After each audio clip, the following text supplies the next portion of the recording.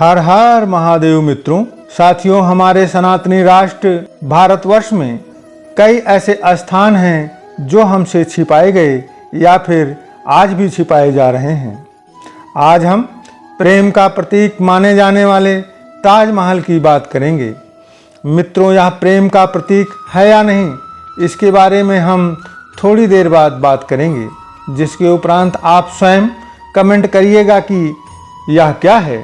पहले हम आपके साथ साझा करेंगे कि ताजमहल में 700 से अधिक ऐसे प्रमाण हैं जो इसे मंदिर प्रमाणित करते हैं, अर्थात उन चिन्हों को मिटाने की पूर्ण प्रयास किया गया, लेकिन प्रयास असफल रहा।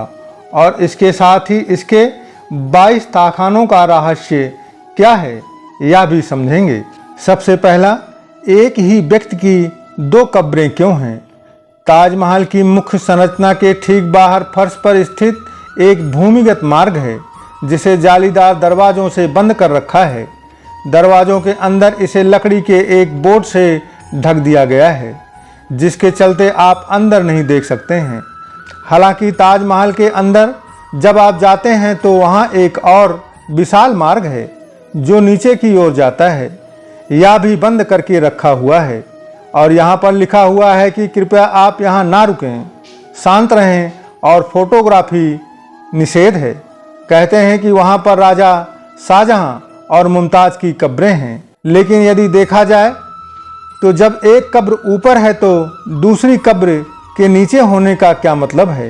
कहा जाता है कि ऊपर का कक्ष और नीचे भूमिगत कक्ष दोनों ही सफ़ेद संगमरमर से बने हैं, लेकिन क्या पूरी तरह से ताजमहल सफ़ेद संगमरमर का ही बना है। दूसरा मित्रों, सिर्फ संगमरमर का नहीं है ताजमहल के पीछे कभी कोई नहीं जाता है, जहां पर यमुना नदी बह रही होती है। नदी की ओर देखने से समझ में आता है कि ताजमहल का एक विशाल आधार है, कई फुट ऊंचा इसका आधार है। यह आधार सफ़ेद संगमरमर से नहीं बल्कि लाल बलुआ पत्थरों से बना हुआ है। ताजमहल के चारों ओर सभी संरचनाएं लाल बलुआ पत्थर से बनी हुई हैं। बंद भूमिगत मार्ग भी नदी के किनारे स्थित है। यह मार्ग भी लाल बलुआ पत्थर से बना हुआ है। ताजमहल के बाहर का फर्श भी इसी पत्थर से बनाया गया है। तीसरा है मित्रों, पीछे के रास्ते से है भूमिगत दरवाजा। नदी के किनारे पीछे जो आधार बना हुआ है, पीछे ध्यान से देखने पर इसी आधार के बीच एक बड़ा दरवाजा दिखाई देता है। दरअसल यह प्रवेश द्वारों में से एक है जो ताजमहल के भूमिगत क्षेत्रों में जाता है। प्रोफेसर मार्विन एच मिल्स नाम के एक अमेरिकन वास्तुशास्त्री ने 1974 में इसकी स्पष्ट तस्वीरें ली थी। इसमें लकड़ी के दरवाजे थे जिनमें ताला लगा हुआ था। उन्होंने दरवाजों में से लकड़ी का एक छोटा सा टुकड़ा लिया और उसे रेडियो कार्बन डेटिंग के लिए अमेरिकन प्रयोगशाला में भेजा। जांच से पता चला कि लकड़ी ताजमहल से कम 250 साल पहले की है। कहते हैं कि उस वक्त समाचार पत्रों में यह बात छपने के बाद उस लकड़ी के दरवाजे को तुरंत हटा दिया गया और इस दरवाजे को ईंट और प्लास्टर से बंद कर दिया गया। उस वक्त अधिकारियों के द्वारा यह स्पष्टीकरण दिया गया कि वहाँ राजा और रानी के ममीकृत शव हैं, यदि वह वातावरण के संपर्क में आए तो दूषित हो जाएंगे। इसी वजह से बेसमेंट के सभी द्वारों को पूरी तरह से सील कर दिया गया है। हालांकि यह अजीब स्पष्टीकरण है। यदि ऐसा ही था कि हवा नहीं जाने देना है तो इन झरोखों और एक ही कक्ष तक पहुंचने के लिए कई मार्ग क्यों बनाए गए, इनका क्या मतलब है। दरअसल ताजमहल का जो आधार है वह ताजमहल के सदियों पहले बनाया गया था। चौथा है मित्रों, बादशाहनामा का खुलासा। बादशाह शाहजहां के दरबारी इतिहासकारों द्वारा लिखित बादशाहनामा नामक पुस्तक के अनुसार इस किताब के अंदर लिखा गया है कि बादशाह शाहजहां के ताजमहल बनवाने के फैसले के साथ ही यह भी बताती है कि इसके आसपास के ढांचे पहले से ही मौजूद थे। इस किताब में स्पष्ट रूप से उल्लेख मिलता है कि शाहजहां ने ताजमहल को खाली भूमि पर नहीं बनवाया था, बल्कि जयसिंह नामक एक राजा से उसके पुश्तैनी महल या हवेली को खरीदा था और फिर उस स्थान पर सफेद संरचना का निर्माण किया था। पांचवा है मित्रों, ताजमहल पहले था किला और बीच में था मंदिर। ताखाने और ताजमहल की बाकी संरचनाएं ताजमहल से काफी पहले बनाई गई थी। सभी प्राचीन संरचनाएं लाल पत्थर और ईंटों से बनी हुई हैं, जो कि एक किले से मिलती जुलती हैं। इन्हें शाहजहां द्वारा केवल शीर्ष पर सफेद संगमरमर का गुंबद जोड़कर संशोधित कराया गया था, यानी संपूर्ण ताजमहल रिकंस्ट्रक्ट या दोबारा बनाया गया है। यह एक बहुत ही बेहतर वास्तु संशोधन था। छठा है मित्रों, बादलगढ़ मंदिर। यह स्पष्ट है कि ताजमहल का भूमिगत क्षेत्र ताजमहल के पहले का है। स्थानीय लोगों का मानना है कि भूमिगत संरचना देवताओं का मंदिर है। स्थानीय लोग इस मंदिर को बादलगढ़ मंदिर के रूप में जानते हैं और दावा करते हैं कि यह कई मील तक भूमिगत है। एरियल व्यू से यह पता चलता है कि ताजमहल के आसपास किस तरह की संरचना है और आसपास का खाली क्षेत्र बताता है कि यहाँ भीतर कई मील तक भूमिगत मार्ग हो सकता है। सातवां है मित्रों, आगरा का किला। ताजमहल से महज 2 मील की दूरी पर स्थित आगरा का एक किला है, जिसका मूल नाम पहले बादलगढ़ था। यहाँ स्थित एक शिलालेख पर लिखे लेख से इसकी पुष्टि होती है कि इतिहासकारों के अनुसार राजा अकबर के द्वारा इस किले को भी संशोधित किया गया था। यहाँ की मुख्य संरचना लाल बलुआ पत्थरों से बनी हुई है, जबकि गुंबद किसी अन्य सामग्री से बने हुए हैं। दोनों में ही फर्क स्पष्ट नजर आते हैं। यहाँ भी एक भूमिगत मार्ग है। यहाँ के भूमिगत मार्ग को भी जालीदार दरवाजों से बंद करके रखा हुआ है। यहाँ पर भी ताजमहल के फर्श पर स्थित झरोखों की तरह के झरोखे हैं, जो कि नीचे की ओर जाते हैं। भूमिगत मार्ग सीढ़ियों से होकर नीचे जाता है।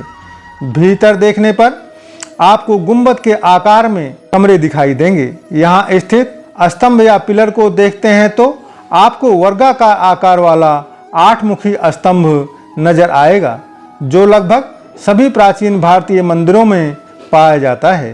वास्तुशास्त्र में इसे अष्टकोण स्तंभ कहते हैं। यह स्तंभ भी लाल बलुआ पत्थर से बना हुआ है, जबकि इसकी दीवारें नई तरह की ईंटों से बनी हुई हैं। यहाँ गौर से देखने पर स्पष्ट नजर आता है कि प्राचीन संरचना में संशोधन किया गया है। आगरा के किले से आप ताजमहल देख सकते हैं। इसका अर्थ है कि यह भूमिगत संरचना वहां तक फैली हुई थी, ठीक उसी तरह जिस तरह की एलोरा की गुफाओं में भूमिगत शहर होने की बात कही जाती है। आठवां है मित्रों, बादलगढ़ किले में था तेजो महल। कहते हैं कि तेजो महल का निर्माण 1155 में राजा परमार्दिदेव के शासनकाल में हुआ था।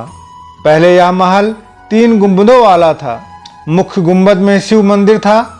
शिव मंदिर में एक मंजिल के ऊपर एक और मंजिल में 2 शिवलिंग स्थापित करने का हिंदुओं में रिवाज था, जैसा कि उज्जैन के महाकालेश्वर मंदिर और सोमनाथ मंदिर में देखा जा सकता है।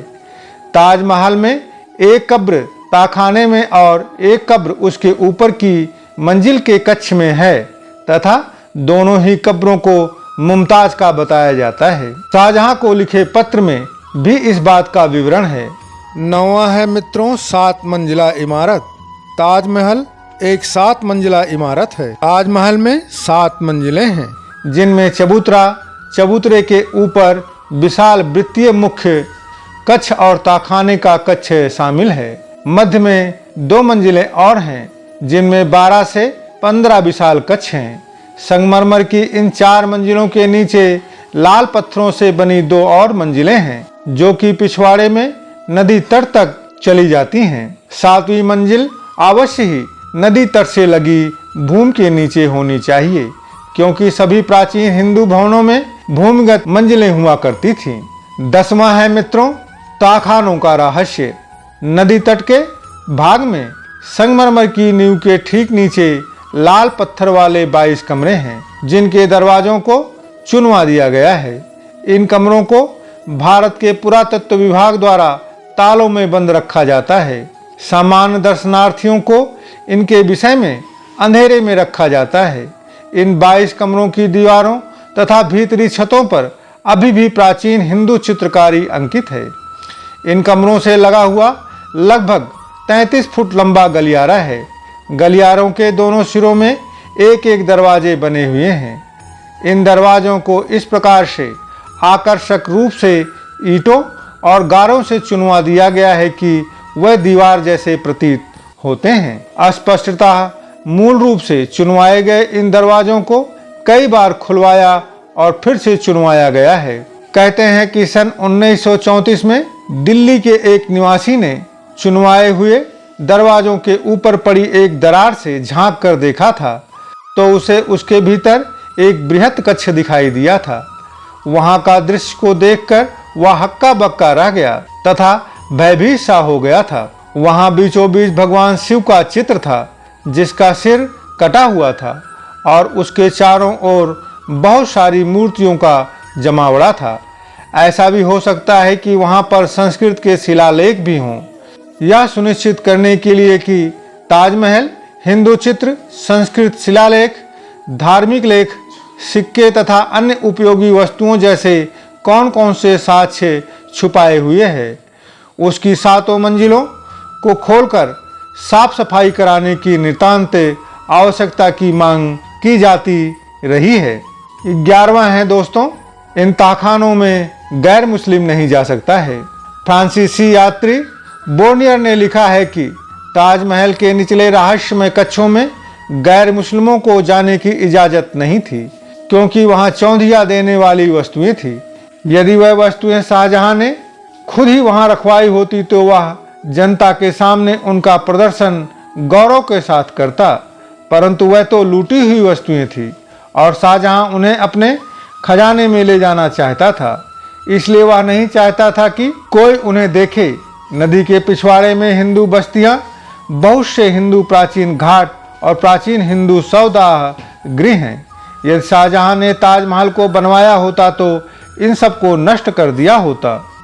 मित्रों, शाहजहां के 13 पत्नियां थी। उसका मन नहीं भरा तो उसके बाद भी उसने 3 शादियां और की। यहाँ तक कि मुमताज के मरने के 1 हफ्ते के अंदर ही उसकी बहन फरजाना से शादी कर ली थी, जिसे उसने रखैल बनाकर रखा था, जिससे शादी करने से पहले ही शाहजहां का एक बेटा भी था। मुगल शासक शाहजहां के बारे में इतिहासकारों का कहना है कि बेगम मुमताज के इंतकाल के बाद उसने अपनी बेटी जहां आरा से निकाह कर लिया था और यह सफाई देते हुए निकाह किया था कि उसकी बेटी की शक्ल मुमताज बेगम से मिलती है। जिस समय जहां आरा का निकाह शाहजहां के साथ हुआ उस समय जहां आरा की उम्र महज 17 साल की थी। साथियों, अभी आपको यह फैसला करना है कि ताजमहल प्रेम का प्रतीक था या शिवालय। कृपया अपने विचार को कमेंट अवश्य कीजिएगा। साथ ही प्रेम से बोलो हर हर महादेव।